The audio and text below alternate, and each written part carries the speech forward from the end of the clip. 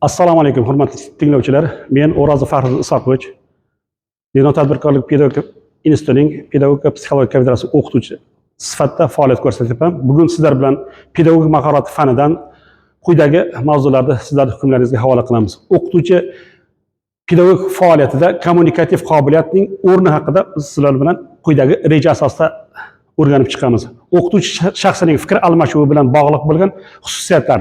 Ikkinchisi, pedagogik ta'sir ko'rsatish kommunikativ qobiliyatning asosiy usuli sifatida.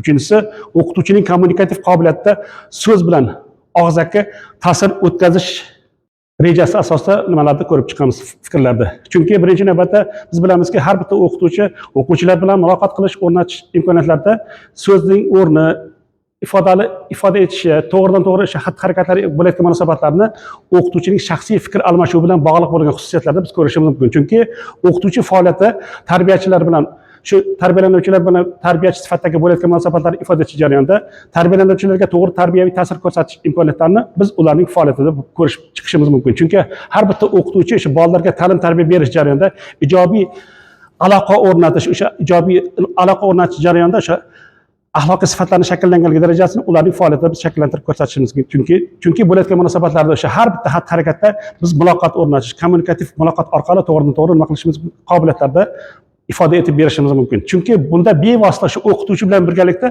o'quvchi hamkorlikda bo'layotgan munosabatlarda biz ruhiy holatlarni biz ko'rib chiqishimiz mumkin. O'sha xatti-harakatlarni ifoda etish jarayonidagi bo'layotgan tarbiyaning to'g'ridan-to'g'ri qanchalik darajada samarali ifoda etilishi, ularning natijasi o'quvchi faoliyatida qanchalik darajada shakllanganligini biz o'quvchilar faoliyatida biz ko'rib chiqishimiz mumkin. Chunki har bitta xatti-harakatni bajarish jarayonida aniq bir maqsadning ifoda etilishi, o'quvchi shaxsini shakllantirishga bo'layotgan munosabatlarni o'qituvchining faoliyatida biz ko'rsak maqsadga muvofiq bo'ladi degan fikrlarni ilgari surishimiz mumkin. Chunki o'qituvchining fikr almashuvi bilan bog'liq kommunikativ qobiliyatlarni shakllantirish imkoniyatlarining ularning asosiy xususiyatlari shu o'quvchi ongiga qaratilgan faoliyat bo'lib, nihoyatda o'sha murakkab jarayon takomillashadi. Chunki birinchi navbatda o'quvchi xatti-harakatlarni ifoda etish jarayonida o'qituvchining roli, o'rni juda katta bo'ladi. Chunki o'sha xatti-harakatni bajarish jarayonidagi bo'layotgan samimiy sifatlarda shakllanganligi darajasini, o'zini hurmat qilish, o'zlariga bo'layotgan munosabatlarni mehr-oqibatni to'g'ridan-to'g'ri shakllanganligi darajasi, o'zaro yordam munosabatlari shakllanganligi darajasini biz kommunikativ muloqot o'rnatish orqali o'quvchilar shaxsida shakllantirishimiz mumkin. Chunki birinchi navbatda buni aytyapti, o'quvchilarni ishontirish, bo'layotgan munosabatlarning har bittasini biz nima qilishimiz kerak?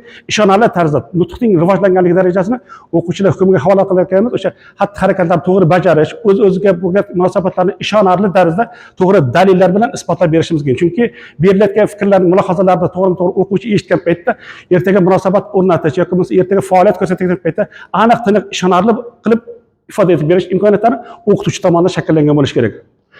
Navbatdagisi o'quvchida ongiga ta'sir etish. Chunki biz o'sha xatti-harakatni bajarish jarayonida o'quvchilarga ertaklar, hikoyalar, rivoyatlar aytamizki, chunki o'sha xatti-harakatni bajarish jarayonida o'quvchining ongiga to'g'ri tarbiyaviy ta'sir ko'rsatish kerak. Chunki o'sha xatti-harakatni bajarish jarayonidagi bo'layotgan munosabatlarni barchasini o'quvchi o'sha eshitgan narsasini anglaydi va o'sha hayotda ertaga qo'llash munosabatlari uning faoliyatida namoyon bo'ladi. O'zgalarga taqlid qilish. Chunki birinchi navbatda har bitta xatti-harakatni bajarish jarayonida biz bilamizki, shu o'qituvchi o'quvchiga to'g'ri tarbiyaviy ta'sir ko'rsatish jarayonida ertaga ibrat olish, namuna ko'rsatish imkoniyatlari o'qituvchi tomonidan, tarbiyachi o'sha tarbiyalanuvchilarga to'g'ri tarbiyaviy ta'sir ko'rsatadigan bo'lsa, ertaga taqlid qilish imkoniyatlari o'quvchilar faoliyatida biz ko'rishimiz mumkin. Chunki bo'layotgan munosabatlarni ifoda etish jarayonlarini biz kim ekanligimizni, qanaqa faoliyat ko'rsatishimizni, ertaga bo'layotgan munosabatlarni ertaga hayotda to'g'ri qo'llash imkoniyatlarini o'quvchilar faoliyatida biz aks ettirsak maqsadga muvofiq bo'ladi.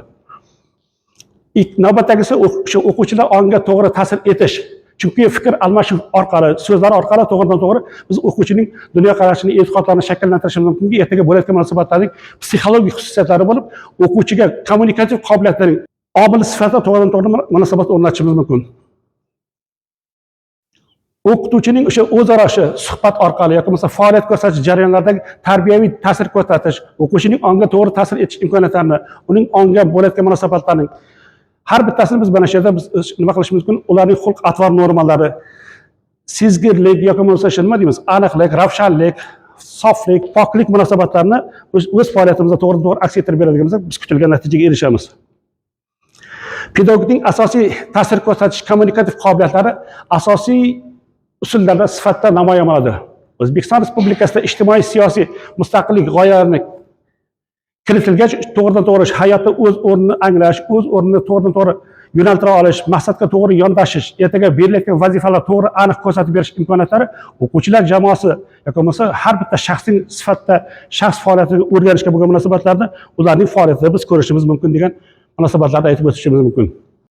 Pedagogik ta'sir ko'rsatishning o'sha mazmunida tarbiya mohiyatini ifodalaydi. Chunki tarbiya munosabatlarni ifoda etish jarayonida tarbiyada odob axloq normalarining ifoda etilishi, to'g'ri munosabat ko'rsatish imkoniyatlari biz o'sha o'quvchi faoliyatida biz ko'rishsak maqsadga muvofiq bo'ladi.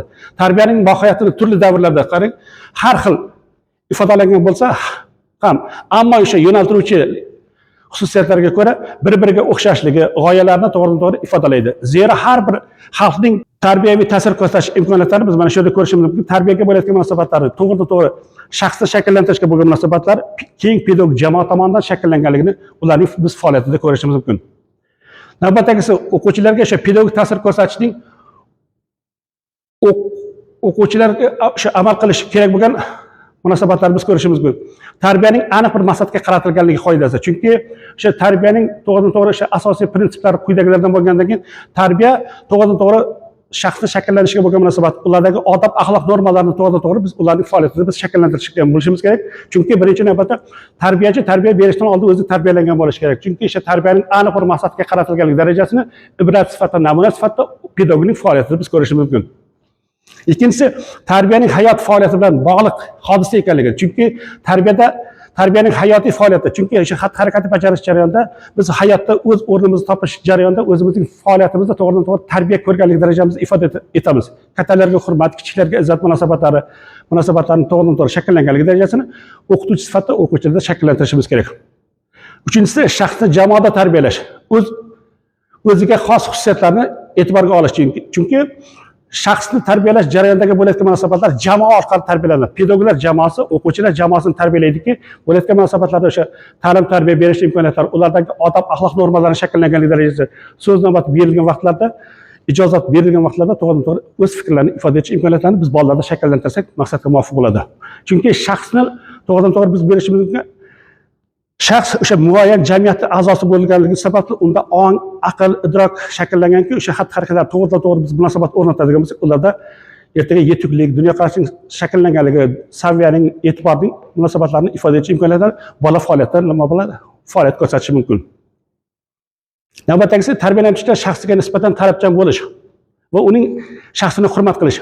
Chunki o'sha pedagoglar jamoasi tarbiyalanuvchilar shaxsiga bo'layotgan hurmat munosabatlari ularning faoliyatida bo'lishi kerak. Chunki biz nimada aytib o'tdik, fikr aytib o'tdikki, tarbiyalanuvchilar shaxsiga to'g'ridan-to'g'ri munosabat o'rnatish jarayonida hurmat munosabatlari to'g'ridan-to'g'ri shakllanadigan bo'lsa, kutilgan natijaga erishishimiz mumkin.